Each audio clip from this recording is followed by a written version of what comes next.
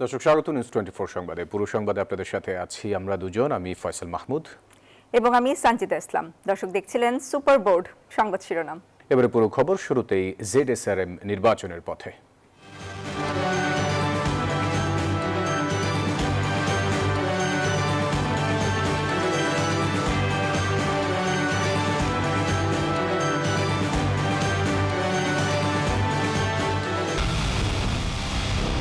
পুরো দেশের মুখে হাসি ফোটাতে নিজেকে হতে হয় স্ট্রং, আর মনোবল হতে হয় স্পার্ক জিরো। জেডএসআরএম 25 বছরের পথ চলায় নিরাপদে রাখার প্রত্যয়ে। মনোনয়ন ফিরে পেতে প্রথম দিনে 42টি আপিল দায়ের করেছেন প্রার্থীরা। তাদের প্রত্যাশা, নির্বাচন কমিশন তাদের প্রার্থিতা বৈধ ঘোষণা করবে। প্রধান নির্বাচন কমিশনার জানান, দেশে নির্বাচনী পরিবেশ রয়েছে। ত্রয়োদশ জাতীয় সংসদ নির্বাচনে সারা দেশে 300 আসনে 723 জন প্রার্থীর মনোনয়ন বাতিল হয়। নির্বাচন কমিশন তাদের আপিল করার জন্য 5 থেকে 9 জানুয়ারি পর্যন্ত সময় বেঁধে দেয়। রাজধানীর আগারগাঁওয়ে নির্বাচন কমিশনে সোমবার আপিল দায়ের করতে দেশের 10টি অঞ্চলের জন্য 10টি বুথ করা হয়। সকল জেলার জন্য করা হয় একটি কেন্দ্রীয় বুথ। প্রথম দিনে রংপুর থেকে 3টি, রাজশাহী থেকে 5টি, খুলনা থেকে 3টি, বরিশাল থেকে 1টি, ময়মনসিংহ থেকে 1টি, ঢাকা থেকে 15টি ও ফরিদপুর থেকে 7টি আপিল দায়ের করেন প্রার্থীরা। সিলেট থেকে কেউ আপিল করেননি। কুমিল্লা থেকে আপিল করেন 4 জন, আর মনোনয়ন পেয়েছেন এমন একজনের বিরুদ্ধে আপিল জমা পড়ে একটি। চট্টগ্রাম থেকে মনোনয়ন পেতে আপিল করেন একজন। সব মিলিয়ে প্রথম দিনে 42টি আপিল দায়ের হয়। বিভিন্ন জেলা থেকে আসা প্রার্থীরা জানান, খুব ছোট ছোট কারণে তাদের মনোনয়নপত্র বাতিল করা হয়েছে, যা গ্রহণযোগ্য নয়। অনেকে নিরাপত্তাহীনতায় ভুগছেন বলেও জানান। করেছেন এই প্রায় 5000 মানুষ এত অল্প সময়ে। ওনারা চান আমি যাতে নির্বাচনে কন্টেস্ট করতে পারি, তো সেই জন্য আমরা আপিল করেছি এবং আমরা আইনি প্রক্রিয়ার লড়াইটা চালিয়ে যাব। জেলা রিটার্নিং অফিসার অবশ্যই সকলের সাথে সমতার সুষম বন্টন করবে। আমাদেরকে বৈষম্য করা হয়েছে, এই জন্য আমরা আবার আপিল করতে এসেছি। যদি এখান থেকে এনিহাও আমি রেজাল্ট না পাই, তাহলে ইনশাল্লাহ হাইকোর্টের দ্বারস্থ হব। বুথ পরিদর্শন করে সিনিয়র সচিব আক্তার আহমেদ জানান, প্রার্থী বা সংক্ষুব্ধ যে কেউ আপিল করতে পারবেন। যারা বৈধ ঘোষিত হয়েছে তাদের বিরুদ্ধে অথবা যাদের অবৈধ ঘোষণা করা হয়েছে তাদের বিরুদ্ধে উভয়ের ক্ষেত্রেই আপিল করার সুযোগ আছে। আর প্রধান নির্বাচন কমিশনার পরিদর্শন শেষে বলেন, অবাধ ও সুষ্ঠু নির্বাচন সম্পন্ন করতে পারবে কমিশন। দেখতেছেন তো আপনারা, এখন ধরেন যখন নমিনেশন ফাইল করে অনেক লোক গিয়ে হাজির হয়, রিটার্নিং অফিসারের ওখানে অনেক একটু ভিড় হয়, কিন্তু it will all be over ইনশাল্লাহ। আমরা এখনো কনভিন্সড যে আমরা একদম একটা ফেয়ার অ্যান্ড ক্রেডিবল ইলেকশন ইনশাল্লাহ দিতে পারবো।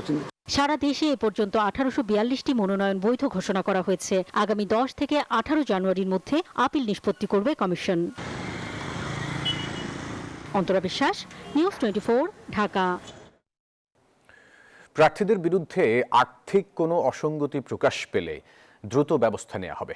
সোমবার বিকেলে দুদক কার্যালয়ে রিপোর্টার্স এগেইনস্ট কর্পোরেশনের নবনির্বাচিত কমিটির সাথে সংস্থাটির মত বিনিময় সভায় এই কথা বলেন দুদক চেয়ারম্যান ডক্টর আব্দুল মোমেন। নীতির বিষয়গুলি কম্পাউন্ডেবল না, আপোষযোগ্য না। নতুন আইনে যদি আপোষের কথা বলা থাকে, আমাদের এটা পুনরায় পরীক্ষা নিরীক্ষা করতে হবে। আমরা এটা দেখব, দেখে আমরা আমাদের যে বেসিক যে চিন্তা, দুর্নীতির সাথে আপোষ নাই, আমরা সেখানেই থাকব। বিএনপি চেয়ারপারসনের মৃত্যুতে শেষ হলো 7 দিনের দলীয় শোক। শেষ দিনেও শ্রদ্ধা জানাতে খালেদা জিয়ার সমাধিতে ভিড় করেন দলের নেতাকর্মীরা। স্মৃতিচারণ করে দলটির স্থায়ী কমিটির সদস্য ডক্টর মঈন খান জানান, বেগম জিয়ার রাজনৈতিক জীবন মসৃণ ছিল না। নানা চড়াই উতরাই পেরিয়ে তিনি বিএনপিকে নিয়ে গেছেন জনতার কাতারে। মাটি মানুষই আমার সবকিছু, কাজে আমি দেশের বাইরে যাব না। জিয়া উদ্যানে স্বামীর সমাধির পাশেই শায়িত বিএনপি চেয়ারপারসন খালেদা জিয়া। দেশের বাহিরে তার কোনো ঠিকানা নেই। মৃত্যুর পরও অটুট থাকলো তারই বক্তব্য। দেশের বাইরে আমার কোনো ঠিকানা নেই, এটাই হলো আমার ঠিকানা। খালেদা জিয়ার মৃত্যুতে দলীয় শোকের শেষ দিনেও শ্রদ্ধা জানাতে সমাধিসৌধে ভিড় করেন বিএনপি নেতাকর্মীরা। শ্রদ্ধার কাফেলা দীর্ঘ করেন নানা শ্রেণী পেশার মানুষ। তারা বলেন, খালেদা জিয়ার গণতান্ত্রিক লড়াই এদেশের মানুষকে ঐক্যবদ্ধ করেছে।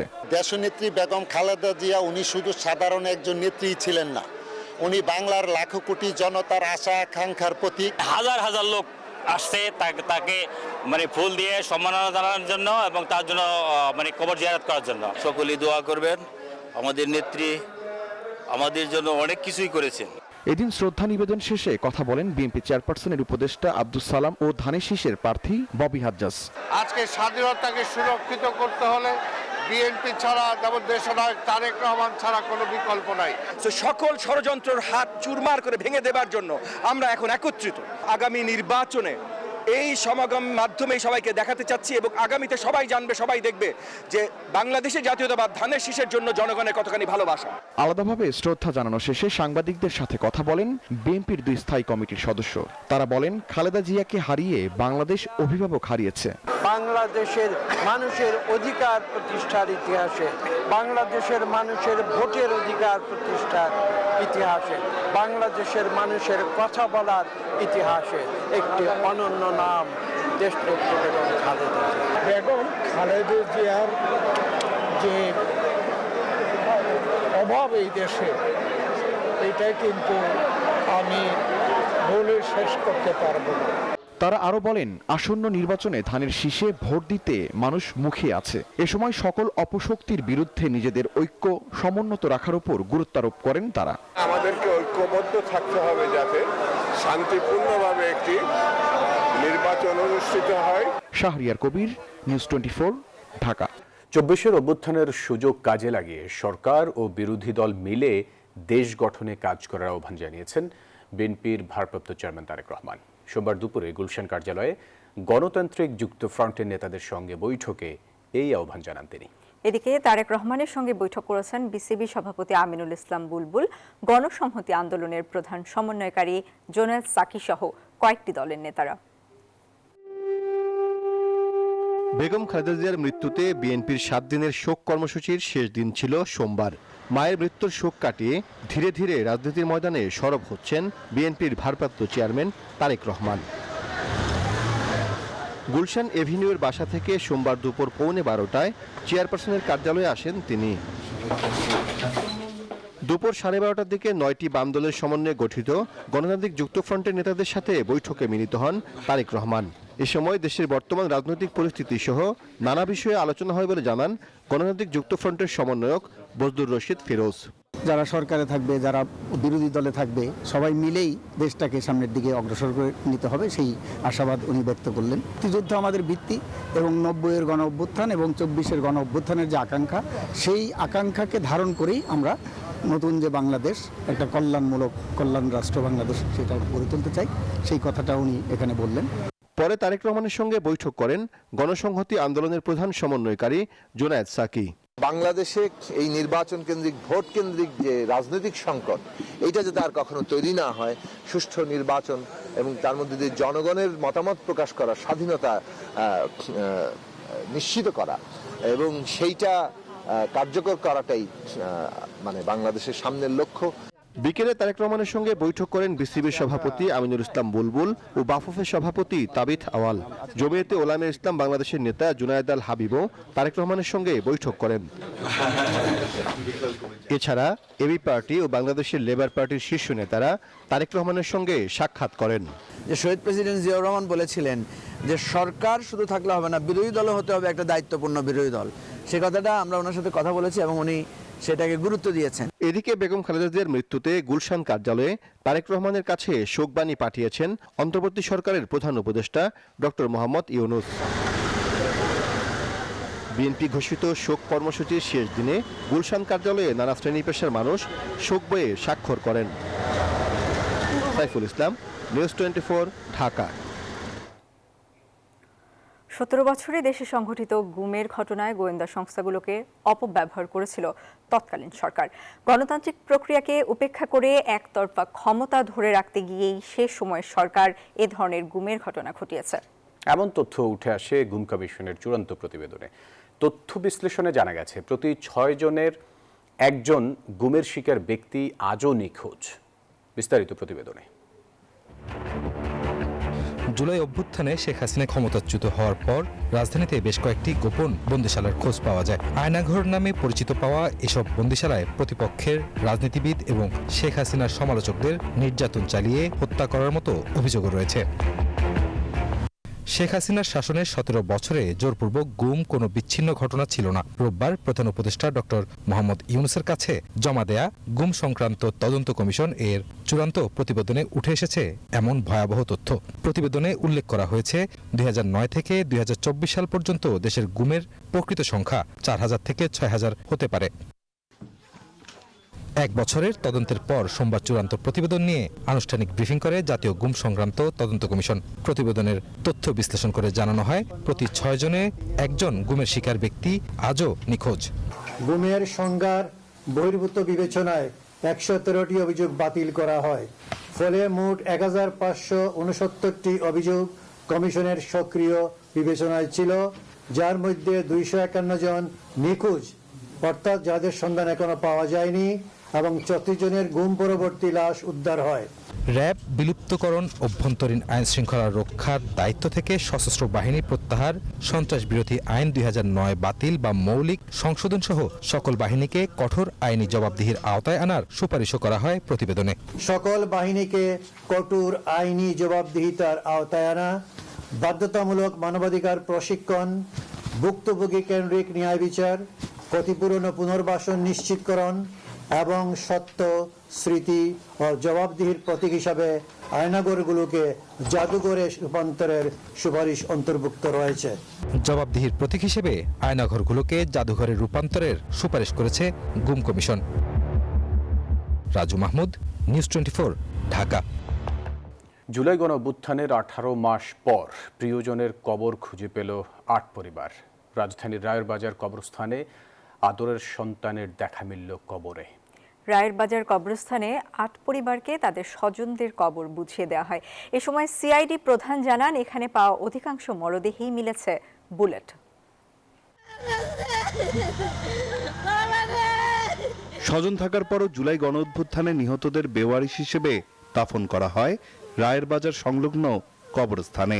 প্রিয় সন্তান কিংবা ভাইয়ের মরদেহ ছুঁয়ে দেখার ইচ্ছে পূরণ না হলেও 18 মাস পর মিলেছে তাদের পরিচয়। সোমবার জুলাই শহীদদের গণকবর থেকে তোলা 8 জনের পরিচয় শনাক্ত করেছে সিআইডি। গণকবরের সামনে আনুষ্ঠানিকভাবে স্বজনদের কাছে কবরগুলো বুঝিয়ে দেয়া হয়। এ সময় কান্নায় ভেঙে পড়েন পরিবারের সদস্যরা। এত লেট কইরা ঠিকই আমার ছেলের আন্টি করে আমার দেখাইলো, যদি আগে দেখাইতো তো আমার ছেলের আমি দিন দিতে লাস্টও তো পাইতাম তাজা। স্বৈরাচার সরকারের কারণে তাদেরকে বেয়ারিশ ভাবে দাফন করা হয়েছে, তারা কেউ বেয়ারিশ না। সিআইডি বলছে, জুলাই আন্দোলনে 114 অজ্ঞাতনামা ব্যক্তির মরদেহ এই কবরস্থানে দাফন করা হলেও পরিচয় মিলেছে মাত্র 8 জনের। বাকিদের ডিএনএ নমুনা সংগ্রহ করে রাখা হয়েছে বলেও জানায় সিআইডি। 114 জনই জুলাই যোদ্ধা না, এখানে ছোট্ট বেবিও আছে, কিন্তু রোড অ্যাক্সিডেন্ট আছে, 20 পানে আত্মহত্যা। বাট আমাদের কিছু করার ছিল না, যেহেতু ওই টাইমটা ধরে, ওই এনক্লেভ ধরে আমাদের সকলকে উঠাতে হয়েছে। এ সময় মুক্তিযোদ্ধা বিষয়ক উপদেষ্টা ও শিল্প উপদেষ্টা জানান, মরদেহ আন্তর্জাতিক মানদণ্ড মেনে উত্তোলন করা হয়েছে। অজ্ঞাতদের পরিচয় শনাক্তের এই অভিজ্ঞতা পুলিশ সহ আইন শৃঙ্খলা বাহিনীর অন্যান্য মামলাতেও কাজে লাগানো যেতে পারে। এই কঠিন ও সংবেদনশীল কাজটি সম্পন্ন করতে সিআইডি, ফরেনসিক, ডিএনএ ও মেডিকেল টিমগুলো অত্যন্ত পেশাদারিত্ব ও নিষ্ঠার সঙ্গে কাজ করেছে। এক বিরাট অভিজ্ঞতা ও সক্ষমতা অর্জন করেছে। আমি প্রত্যাশা করব যে অন্যান্য পুলিশি তদন্ত এবং অনুসন্ধান প্রক্রিয়ায় এই অভিজ্ঞতা যেন কাজে লাগানো হয়। পরে শহীদদের আত্মার মাগফিরাত কামনায় দোয়া করা হয়। নাইম আলচিকো, নিউজ 24, ঢাকা। রাজধানীর ভাটারা এলাকায় মব করে আইনজীবী নাইম কিবরিয়াকে হত্যার মামলায় মোহাম্মদ জুবায়ের হোসেন নামে একজনকে আটক করেছে র্যাব 1। ঢাকার বারিধারা এলাকায় অভিযান চালিয়ে তাকে গ্রেপ্তার করা হয়। মামলার এজাহারের বরাত ও সিসি ক্যামেরার ফুটেজে দেখা যায়, 31 ডিসেম্বর রাত আনুমানিক 9টার দিকে আইনজীবী নাইম প্রাইভেট কার নিয়ে ঘুরতে বের হন। আবাসিক এলাকার ভেতরে একটি মোটরসাইকেলের সঙ্গে গাড়ির ধাক্কা লাগাকে কেন্দ্র করে বাকবিতণ্ডা হয়। এই সময় অন্য একটি মোটরসাইকেলে থাকা কয়েকজন ব্যক্তি ওই আবাসিক এলাকার আই ব্লকের 7 নম্বর সড়কের মাথায় নাইমকে গাড়ি থেকে জোর করে নামিয়ে কিল ঘুষি মারেন এবং শরীরের বিভিন্ন স্থানে আঘাত করেন। পরে রাত আনুমানিক 10টা 45 এক ব্যক্তি ওই এলাকার আই ব্লকের 15 নম্বর সড়কের মাথা থেকে নাইম কিবরিয়াকে উদ্ধার করে কুর্মিটোলা জেনারেল হাসপাতালে নিয়ে যান। সেখানে কর্তব্যরত চিকিৎসক তাকে মৃত ঘোষণা করেন।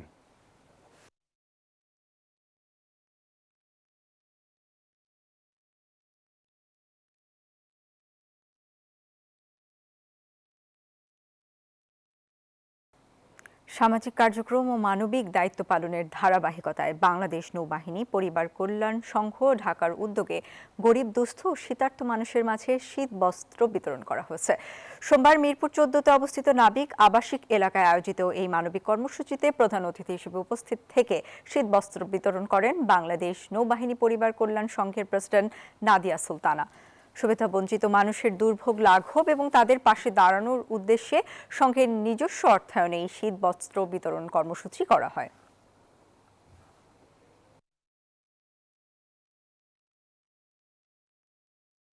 খালেদা জিয়ার শাসন আমলে ব্যবসায়ীরা স্বস্তিতে ছিল, ঠিক এমনই স্মৃতিচারণ করেছেন দেশের অর্থনৈতিক যোদ্ধারা। ব্যবসায়ী সংগঠনের সম্মিলিত উদ্যোগে বিএনপি চেয়ারপারসন বেগম খালেদা জিয়ার স্মরণে আয়োজন করা হয় দোয়া মাহফিলের। সভায় বিএনপির 31 দফার দূরদর্শিতা নিয়ে প্রশংসা করেন ব্যবসায়ীরা।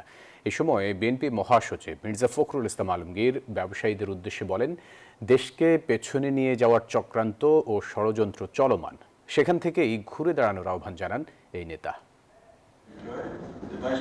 দেশের ব্যবসা খাত ও ব্যক্তি খাতের উন্নয়নে বিএনপি শাসনামলে কি ভূমিকা রেখেছে সেসব কথা উল্লেখ করে গভীর শ্রদ্ধায় স্মরণ করেছেন দেশের শীর্ষস্থানীয় ব্যবসায়ীরা। সোমবার রাজধানীর একটি হোটেলে প্রয়াত সাবেক প্রধানমন্ত্রী বেগম খালেদা জিয়ার জন্য দোয়া মাহফিলের আয়োজন করে আইসিসি বাংলাদেশ, যেখানে অংশ নেন দেশের 18টি ব্যবসায়ী সংগঠনের নেতারা। বিএনপির শাসনামলে ব্যবসায়ী বান্ধব পরিবেশ ছিল বলেই সুদিনের কথা প্রকাশ করেন ব্যবসায়ী নেতারা।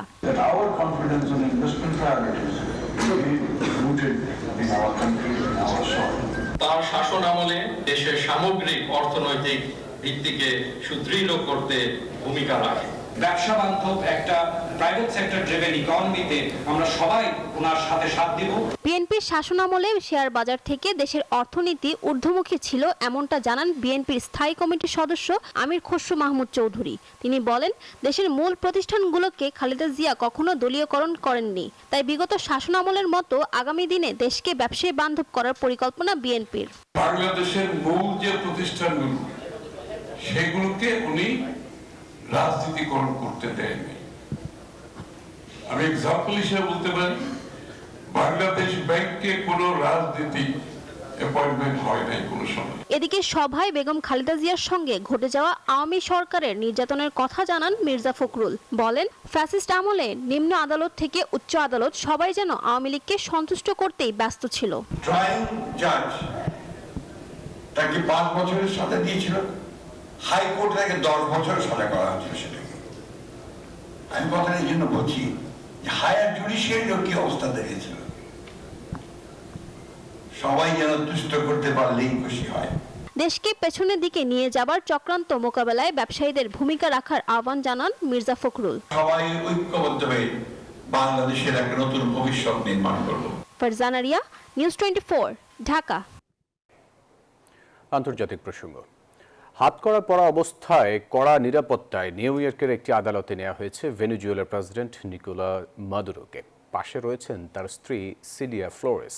স্থানীয় সময় দুপুর 12টায় তাদের আদালতে তোলার কথা রয়েছে। আদালতে মাদুরোর বিরুদ্ধে আনা অভিযোগের বিস্তারিত পড়ে শোনানো হবে। মাদুরো ও তার স্ত্রীর বিরুদ্ধে মাদক ও অস্ত্র পাচারের একাধিক অভিযোগ রয়েছে। এদিকে ভেনেজুয়েলাকে নিজের অঞ্চল দাবি করেছেন মার্কিন প্রেসিডেন্ট ডোনাল্ড ট্রাম্প, আর পরের টার্গেট হচ্ছে গ্রিনল্যান্ড। স্থানীয় সময় সোমবার ভেনেজুয়েলা প্রেসিডেন্ট নিকোলা মাদুরো ও তার স্ত্রীকে নিউ ইয়র্কের একটি আদালতে নেওয়া হয়েছে।